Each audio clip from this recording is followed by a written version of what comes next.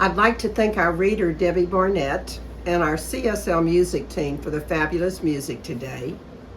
We're continuing with our August theme of Summer Delights. Our topic for today is Summer Joy, Create What You Wish Exists. And our message today is about the power we have to create in our lives all that we wish existed there. When we learn to tap fully into all the power we have to create the life we desire, we discover that Spirit within us allows us that support for us to truly love our lives. And of course, I have the question for the day. What is the one choice that you can make today to know you are rooted in the divine? To claim your birthright of being a miracle worker, and to allow yourself the joy of creating whatever you wish exists. One more time. What is the one choice that you can make today to know you are rooted in the divine, to claim your birthright of being a miracle worker, and to allow yourself the joy of creating whatever you wish exists? The first chapter of This Thing Called You is about the joy of living. And we're told how we each yearn for those things that we desire in our life so that we might find true joy. I know I talk about joy a lot, but many people hear the word only around the time of the holidays. People talk a lot about happiness, which is fleeting and so often dependent on outside factors. Joy comes from within, and when truly embraced, joy cannot be shaken and impacts the planet in a positive way. If we look at some of the research on the vibrations of certain basic emotions, joy is among the top 3. With only peace and enlightenment higher on the scale. Yes, joy even trumps love. Any wonder I'm so much about joy? So when I speak of summer joy, I'm inviting you to live in a high vibration of consciousness and bring positive change to our world. And in that state, you can indeed create whatever you wish exists. Jack and Cornelia Addington in Your Needs Met wrote this: "The only reason we are not filled with joy at all times is because we are letting our feelings be governed by outer experiences. Experiences have no power to make us feel sad or happy of themselves. It is only our interpretation of them." When I first read that many years ago, it struck me as the key to my constantly living in joy. Learning not to allow those outer experiences to have power over me. When we find our own heaven on earth, we naturally live in joy. The trick is to know how to go about finding those moments in life in which we truly feel connected with the divine. Truly finding the joy that lasts from week to week and year to year. Last week, we looked at savoring some moments, which is a great start to finding joy. But let's talk about our philosophy of religious science for just a moment. We are all part of a universal order. Humanity is made up of individuals, no two alike. And we constantly say in our philosophy, we are all one. How does that fit into your joy, into your living your life and feeling wonder-filled each day? Ernest Holmes, in Thoughts Are Things, wrote, "The divine presence is already what you are, and it contains the possibility of all joy in living. You should not entertain any thought that would limit your experience of the good life. There is nothing in you that can separate you from the divine presence. But in many ways, you are able to inhibit its flow through you. Do you truly believe you are rooted in the divine? That nothing should be able to limit your experiences of the good life? I believe that. Yet how often do we entertain thoughts that limit us in some way? How often do we inhibit the flow of the divine presence through us? I know I do it, and I strive each day to be more aware of those thoughts that limit me in any way. Those thoughts that are really just stories that I'm telling myself. Ralph Waldo Emerson wrote this: "Every man is a doorway through which the infinite passes into the finite, through which God becomes man, through which the universal becomes individual.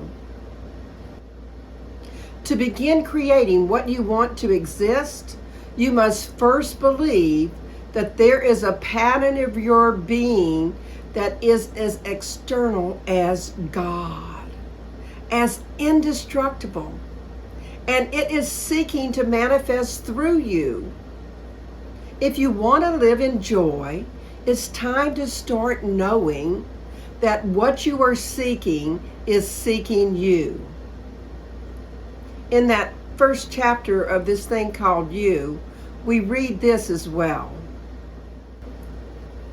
"There is something within you beyond all doubt and fear, something which has never been limited by acts or destroyed by your feelings. This is the only something that can make you whole." So live from that place beyond doubts and fears, and take constructive action in the direction of your dreams. There was a man that was very poor, and he lived in a small room. And he came to the rabbi very distraught. No room, always in each other's way, and noise, and no calm. The rabbi pondered and said, "Promise you do as I tell you, and your condition will improve?" The man agreed. Rabbi asked about the animals that the man owned, and he said, "I have chickens, a goat, and a cow." The rabbi told him to go home and immediately put these animals into his small room. The man was dumbfounded, but he had promised, so he went home and did as the rabbi said. The next day, you might not be surprised, but the man returned. Things were worse. Home is like a barn, and life feels like hell. Again, he was asking for help. The rabbi told him to go home and take the chickens out of the house, and God would help him. So the man went home, took the chickens out of the house, and the next day he returned to the rabbi. "The goat is smashing everything. Life is a nightmare." So the rabbi told him, "Well, go home and this time take the goat out of the house, and God will help you." The man did so, but not long after he returned to the rabbi. "Holy Rabbi, you have brought misfortune upon me. The cow has turned our house into a stables. Humans cannot live side by side with this animal." So the rabbi said, "You're right. Go home and take the cow out of the house, and God will help you." The man did so, and the next day he came to the rabbi. "Oh, Rabbi, you've made life sweet again. With all the animals out, the house is quiet and roomy and clean. What a pleasure." Have you ever considered that your beliefs fashion your actions? Think about the poor man. He thought he was in a very small room that was noisy, and then he went through a different stage, and when he got rid of all the animals, he realized, oh, it's roomy and quiet and calm. Our philosophy is all about how our beliefs fashion our actions. And what Jesus meant when he said, it's done unto you as you believe.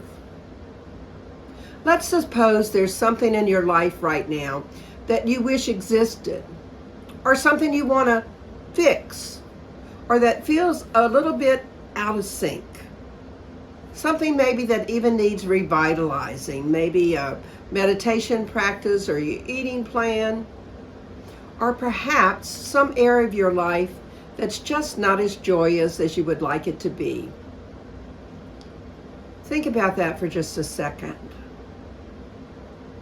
If you were to sit down with the rabbi from the story and have a conversation with him, what question might you ask that rabbi? And what might the rabbi tell you?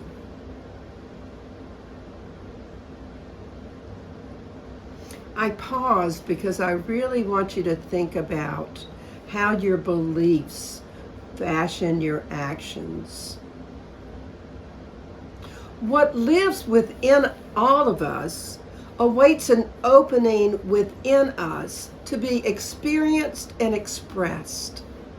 Not just expressed to ourselves, but expressed to others and shared.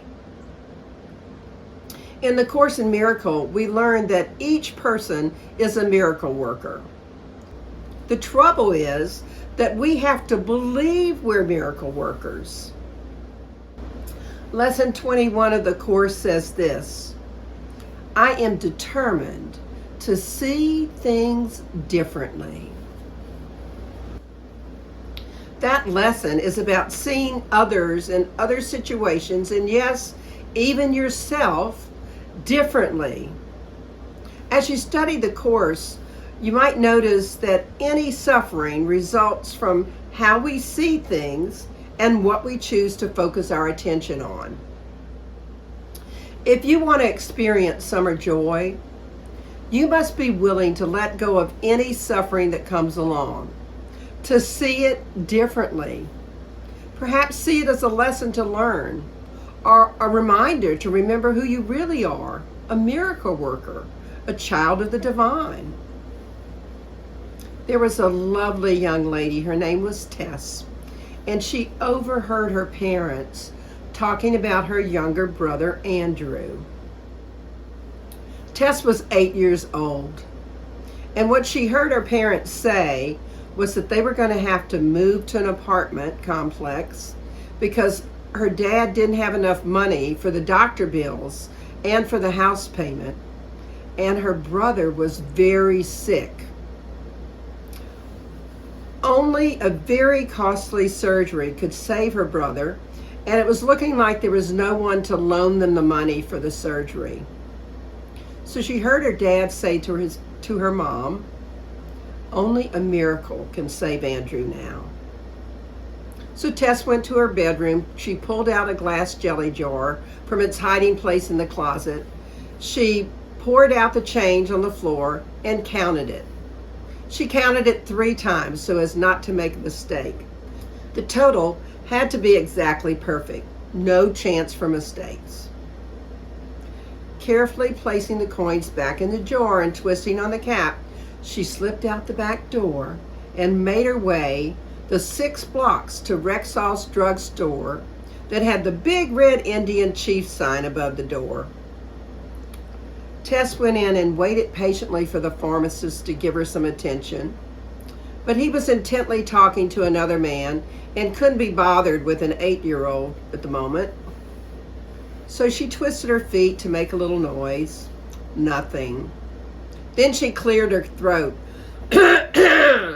making a most disgusting sound. No good. Finally, she took a quarter from the jar and banged it on the glass counter.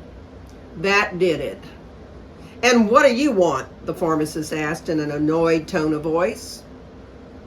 I'm talking to my brother from Chicago, whom I haven't seen in ages, he said without waiting for a reply to his question. Well, I want to talk to you about my brother, Tess answered back in the same annoyed tone. He's really, really sick, and I want to buy a miracle. Well, the pharmacist said, I beg your pardon? His name is Andrew, and he has something bad growing inside his head, and my daddy says only a miracle can save him. So how much does a miracle cost?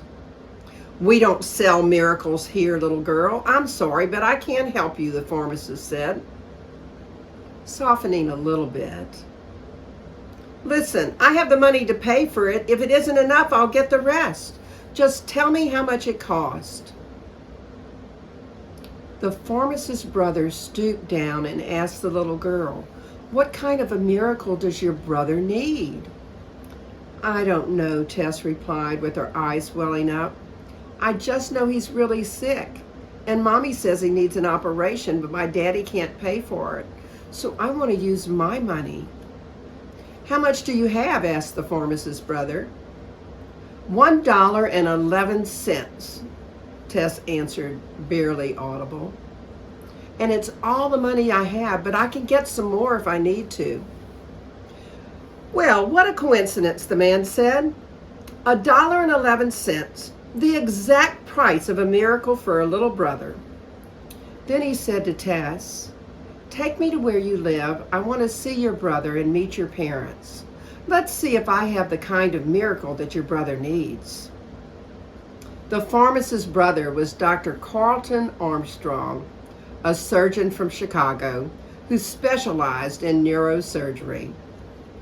The operation was completed without charge, and it wasn't long until Andrew was home again and doing well.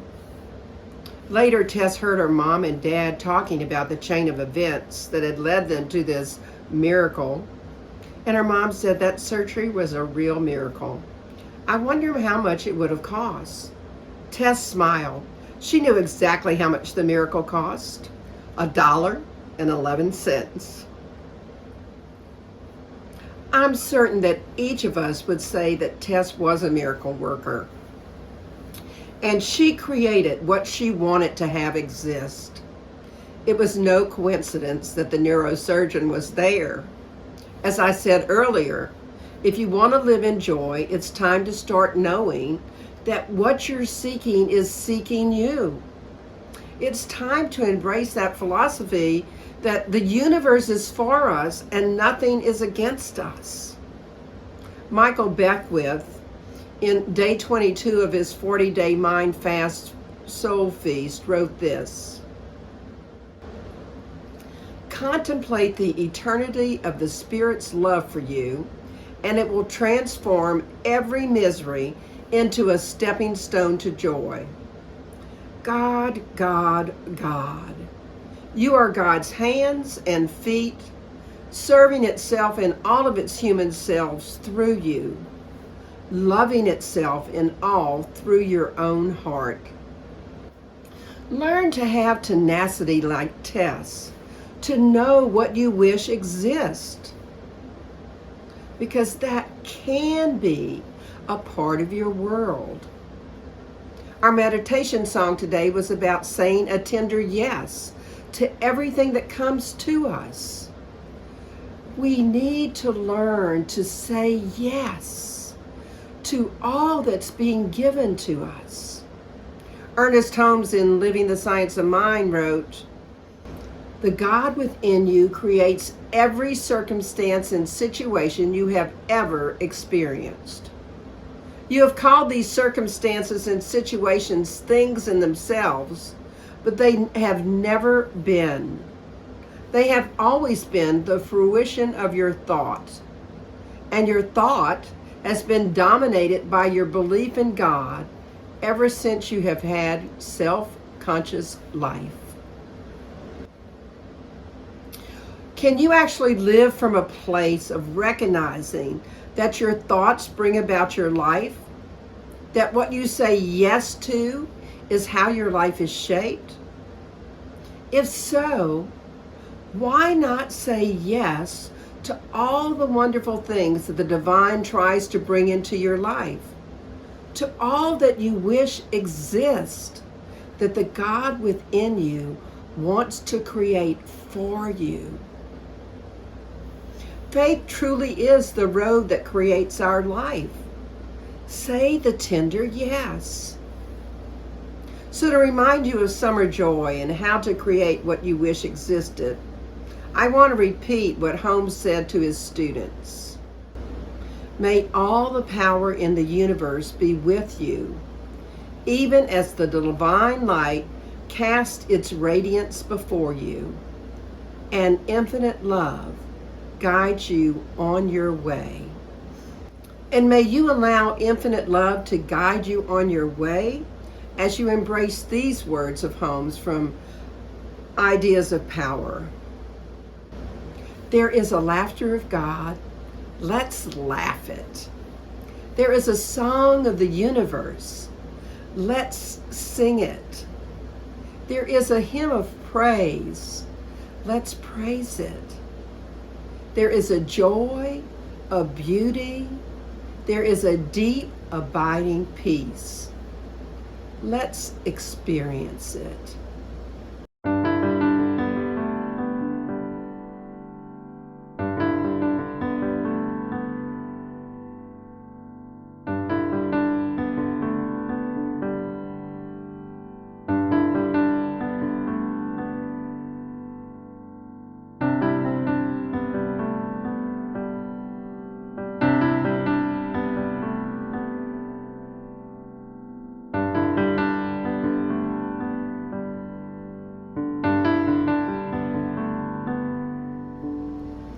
So in summary, how might you experience summer joy? By creating what you wish exists. Remember, you are rooted in the divine, and joy is a high vibration that impacts the planet. Know what you are seeking is seeking you, and create what you wish exists. Your belief fashions your actions, so notice what you believe. Be determined to see things differently. Say the tender yes to the God within. Faith is the road that creates your life. Experience the joy of having all you wish exist. So here's your affirmation for the week. How is it I so easily and willingly make the choice today to know I am rooted in the divine, to claim my birthright of being a miracle worker, and to allow myself the joy of creating whatever I wish exists? So your challenge for this week is to make a conscious choice to stay rooted in the divine and notice your beliefs. Believe you are a miracle worker and watch the miracles occur. I also invite you to check in a couple times a day just to see what you're thinking and how might you be limiting your own joy. Let's pray. We just take a deep, nourishing breath. We settle into that place where we know the divine exists. And we root ourselves in that place. We can feel the love and the joy and the peace and the ease, the freedom, the grace that the divine is and that we are as well. What I know to be the truth is that each of us this week is choosing to see things differently, choosing to see everything from the eyes of the divine, choosing to let that divine flow through us and to become miracle workers and create in our lives everything that we wish existed. So I am so grateful. I am grateful to this community. I am grateful to my life for all the joy that exists in it. And I am grateful to know that wherever I am, wherever each of us are, God is. So it's from all that gratitude that I just release these words into the law of mind, spirit, and action, into that heart of the divine that always says yes. So knowing it's already done, I say amen, and we affirm it together. And so it is. And this is my opportunity to thank everyone who continues to donate to our center. We are still looking for a place to open up to having Sunday services again in person. And in the meantime, I hope you will continue to join us on YouTube or Facebook, however you're watching us. And thank you so much for your donations. Enjoy our offertory song.